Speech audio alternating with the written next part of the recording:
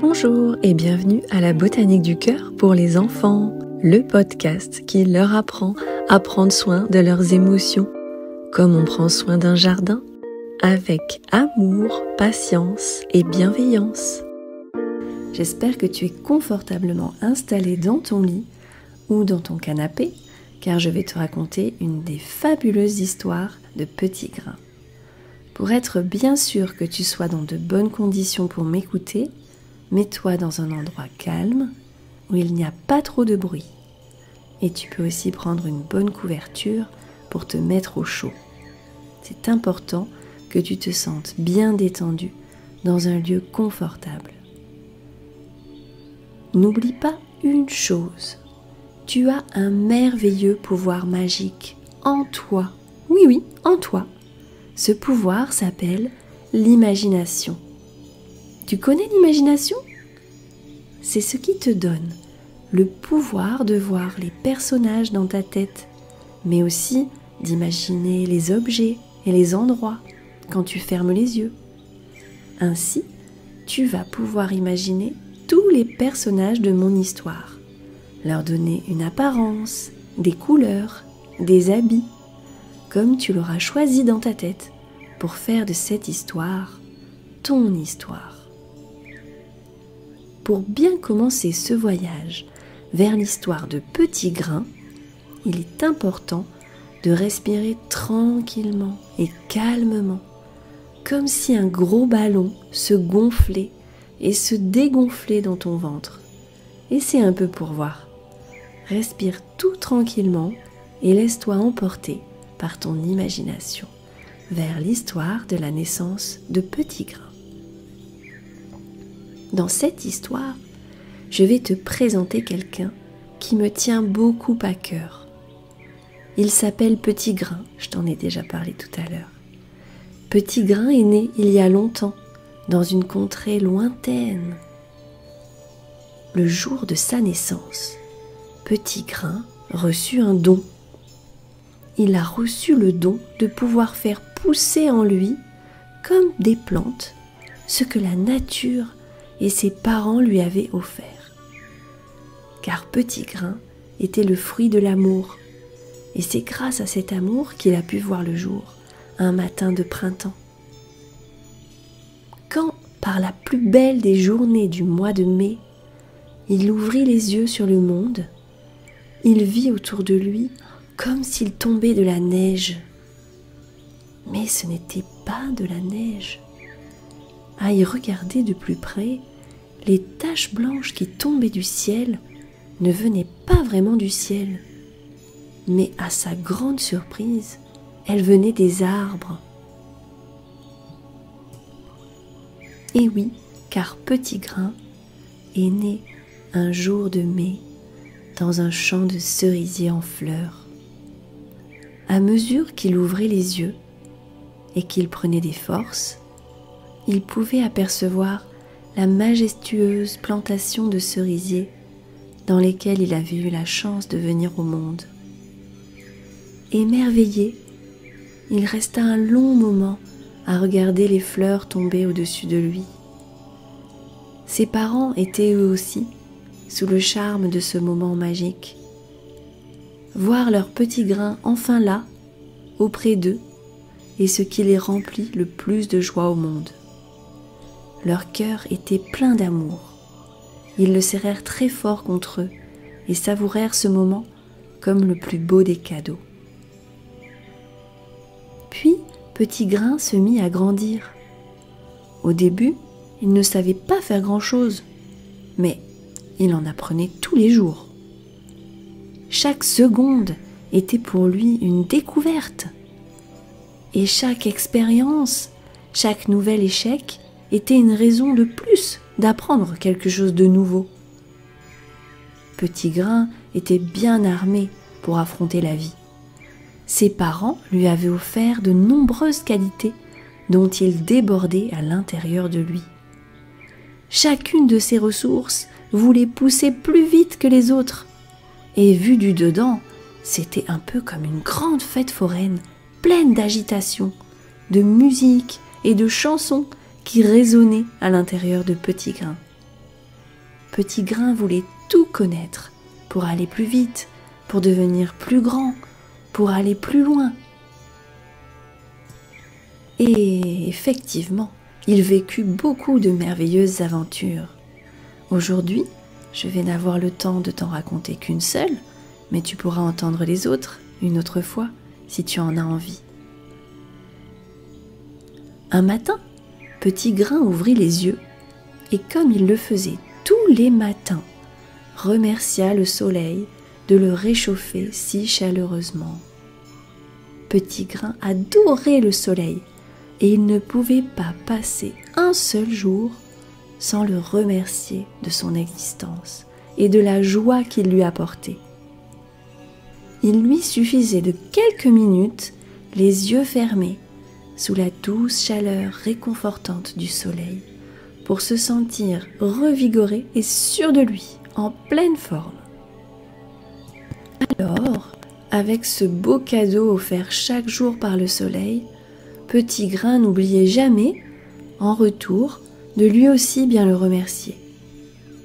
Ce matin-là, après avoir dit toute sa gratitude au soleil, il partit pour l'école en chantonnant. Il faisait clair, mais légèrement frais. Petit Grain n'aimait pas trop ces matins frais, mais trouva quand même de quoi faire pousser en lui sa graine de bonne humeur. En chemin, il regarda la mousse sur le muret d'en face et il lui imagina une forme rigolote. C'est vrai que ce petit morceau de mousse vert sur son coussin de pierre ressemblait beaucoup à un lapin qui se gratte le nez. En continuant son chemin, il sauta dans une flaque d'eau et regarda les ricochets des gouttelettes avec amusement. Puis, tout à coup, c'était Élébore qui vient perturber son champ de vision. Élébore, c'était sa petite voisine, qu'il croisait de temps en temps sur le chemin de l'école. Elle ne parlait pas beaucoup, mais le regardait souvent avec un drôle d'intérêt et un large sourire. Ce matin-là, elle ne leva pas les yeux vers lui et sembla assez bizarre. Petit Grain s'approcha doucement, comme à son habitude, mais cette fois, elle recula. D'un coup, Petit Grain sentit en lui pousser l'étonnement et la surprise. Mais il ne chercha pas plus loin et fila jusqu'à l'école sans y repenser. Après tout, on a le droit de ne pas sourire si l'on a envie. Le lendemain, il repensa à Élébore et se demanda si aujourd'hui elle le regarderait, si elle aurait meilleure mine et peut-être si elle allait lui sourire. Mais ce matin-là, il ne la vit pas du tout. Devant sa maison, personne. Il continua jusqu'à l'école en pensant de plus en plus à elle. En lui était en train de pousser la graine de la curiosité. Il se demandait « Mais pourquoi est-ce qu'elle ne m'a pas souri ? Et comment ça se fait qu'elle n'était pas là ce matin ?» Sans cesse, dans sa tête, les questions lui revenaient. Il imaginait des choses toutes plus farfelues les unes que les autres.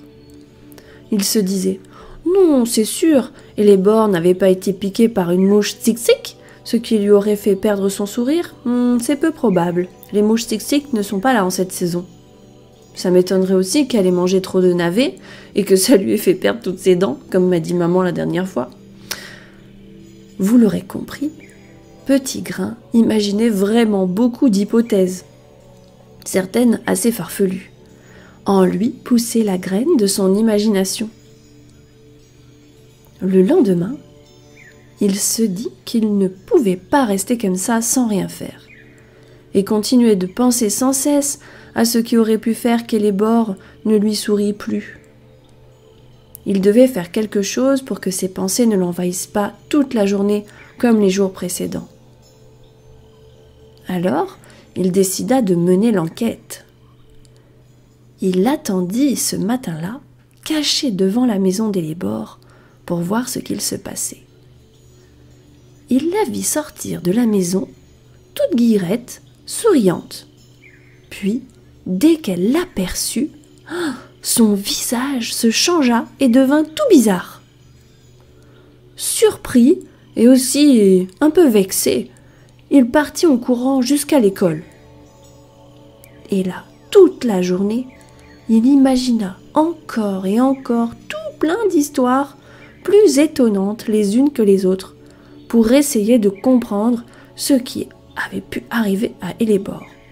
Pourquoi était-elle aussi bizarre lorsqu'elle le voyait? Est-ce qu'il avait fait quelque chose de mal? Peut-être qu'elle lui en voulait pour quelque chose. Ce soir-là, sa maman vint le voir dans son lit pour le consoler, car elle avait bien vu que sa tristesse avait poussé pendant la journée.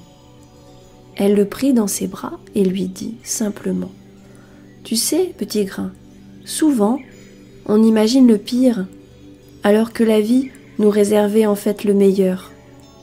Fais attention de ne pas rater ce meilleur. » Petit grain ne comprit pas tout ce que lui dit sa maman, mais la chaleur de son étreinte lui fit tout oublier et il s'endormit paisiblement.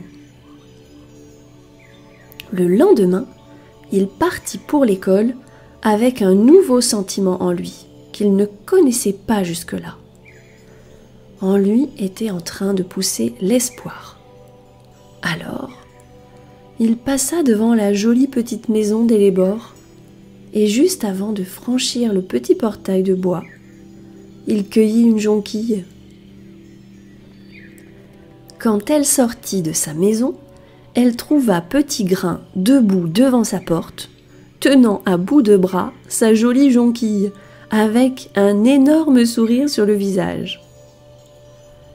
Et le sourire sur le visage d'Eléborg était aussi là, immense.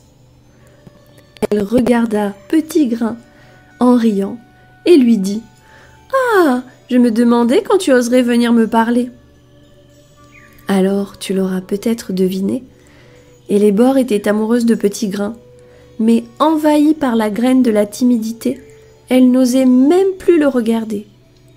La timidité poussait tellement en elle qu'elle ne pouvait plus être elle-même. Heureusement que Petit Grain trouva l'espoir en lui d'aller voir ce qui se cachait derrière cette histoire. Imagine s'il avait continué à s'imaginer tout plein d'autres histoires farfelues. Il n'aurait jamais su. Depuis ce jour, tous les matins, Petit Grain va à l'école avec une jonquille à la main et Eléborg dans l'autre. La route est toujours plus joyeuse quand on ne la parcourt pas tout seul. Alors il ne te reste plus qu'à aller raconter cette histoire à d'autres, sans oublier que tu as le pouvoir de la transformer autant que tu le souhaites avec ta merveilleuse imagination. À bientôt, petite pouce, pour écouter les autres aventures fabuleuses de Petit Grain. Ah, et j'oubliais, si tu as apprécié l'histoire de Petit Grain, tu vas sûrement adorer tous mes livres. Je te donne rendez-vous dans la barre de description pour pouvoir découvrir leurs liens. À bientôt!